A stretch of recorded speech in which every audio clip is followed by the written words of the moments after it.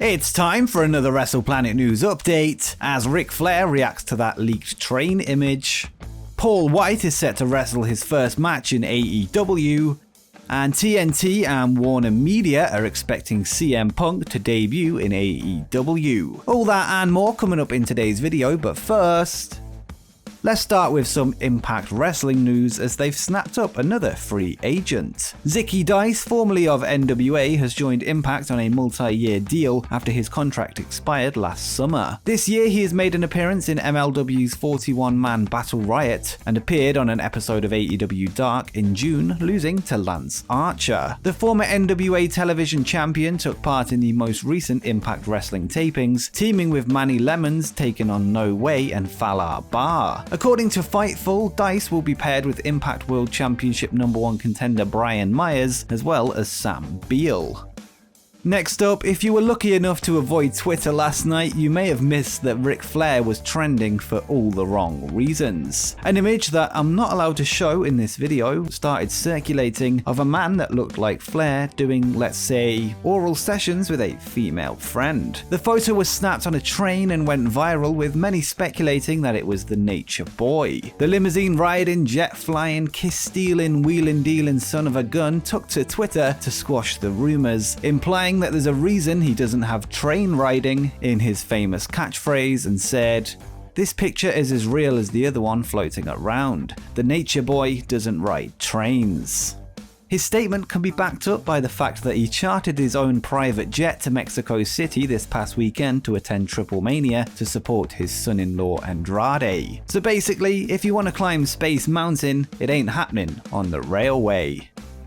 Now let's get to last night's AEW Dynamite, where an Eliminator tournament was announced which will decide the Young Bucks' next challengers for the AEW Tag Team titles. 4 teams will compete in the bracket, with Private Party and the Jurassic Express taking part in the semi-finals this Friday at AEW Rampage: The First Dance in Chicago, Illinois. The second final will be next week on the August 25th episode of AEW Dynamite from Milwaukee, Wisconsin, where the Varsity Blondes will battle the Lucha Brothers. Of course, the 2 winners of these matches will go through to the finals. Every team in the tournament are yet to hold Tag Team Gold in AEW, and the winner will get their title shot at the upcoming AEW All Out pay-per-view in just over 2 weeks. And who do you think's walking away with the championship match? Let me know in the comments down below. Before last night's AEW show, an AEW wrestler proposed to his girlfriend in the ring, a proposal that was accepted. Sammy Guevara of the Inner Circle got down on one knee in the middle of the ring and popped the question to his now fiance Pam before the two embraced. Later in the night, Shawn Spears tried to spoil the celebrations in a match with Guevara, and despite multiple unexpected kickouts, Sammy was able to put the Pinnacle member away with the 1-2-3. Another Inner Circle member, Chris Jericho, was in action later in the night for the final chapter of the Labours of Jericho, but we'll get to that one a little bit later on in the video.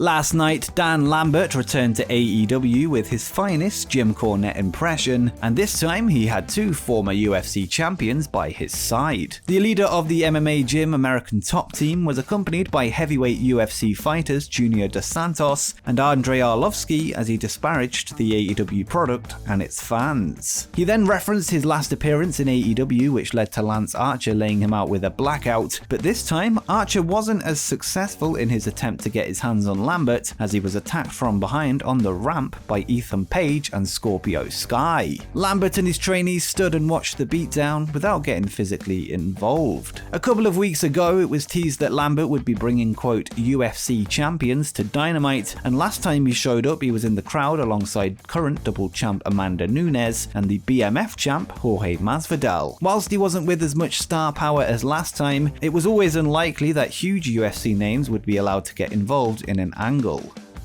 Next up, the in-ring return of Paul Wight, formerly known as The Big Show, was revealed on last night's show. The match was teased last week when the Factory attacked Tony Schiavone's son Chris, before Wight came to the rescue, chokeslamming Aaron Solo in the process. Factory leader QT Marshall will now step in the ring with Wight on September 5th at All Out in Chicago. This will be Paul Wight's first match since his loss to Randy Orton on the July 20th edition of Monday Night Raw in 2020. This means means there is now 5 matches announced for All Out so far, as there will also be a women's casino battle royal where 21 competitors fight for a future women's title shot. Pac will take on Andrade El Idolo after accepting his challenge for a match this week. As discussed earlier, the Young Bucks will defend their AEW Tag Team Championships against the winners of the Tag Team Eliminator tournament, and in the main event, Impact World Champion Christian Cage will challenge for the AEW World Championship when he takes on Kenny Omega, who he beat only just last week for the Impact strap.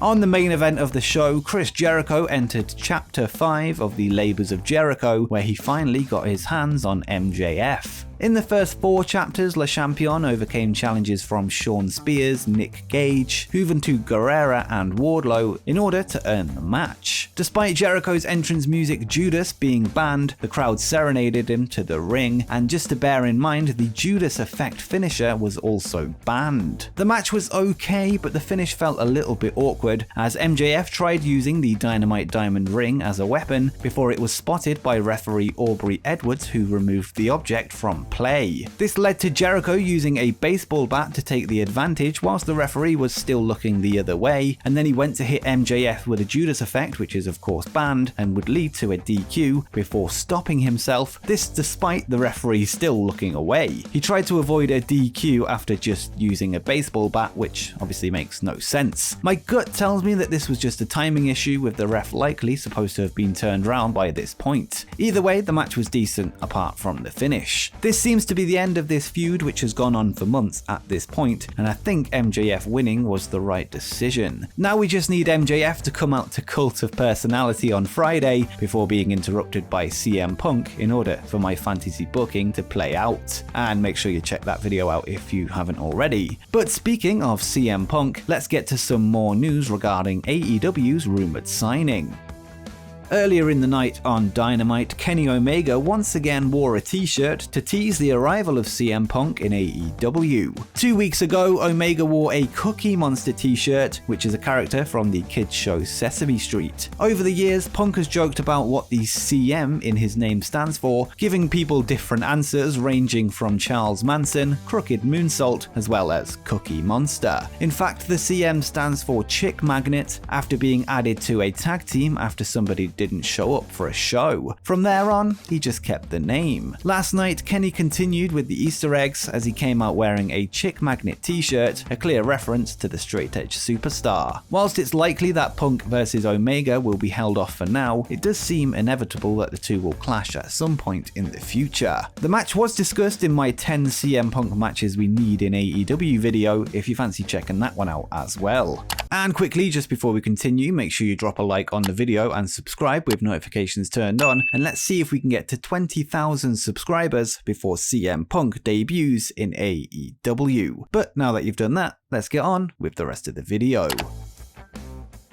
Over the past several weeks, reports have stated that CM Punk is AEW bound, set to debut this Friday at AEW Rampage The First Dance, live from the United Center in Chicago. We now have another report that points to a debut, this time regarding the internal reaction from WarnerMedia, the parent company of the TNT network that currently airs AEW programming. The report is from Fightful and states that they have spoken to many individuals within WarnerMedia who spoke of their excitement that CM Punk is coming to AEW, and noted that they have their promotional machine ready to get behind him. It's not clear exactly what this promotion will be, but one source was particularly excited about the United Center Chicago Bulls tie-in, of course with TNT being the home of several NBA games. WarnerMedia have been described as very aware of the CM Punk move, and the same employees stated that they were impressed by AEW that they ran 4 shows in the same market within a few weeks, with them selling tickets at a very fast rate. This of course being Rampage The First Dance this Friday, then AEW Dynamite, another episode of Rampage, and the All Out pay-per-view in just over 2 weeks time, all of which will take place in Chicago. It seems the talk of CM Punk heading to AEW has not only got the fans excited, but the network as well. And before you go, make sure you check out my video where I discuss the secret wrestling returns of CM Punk during his so-called retirement.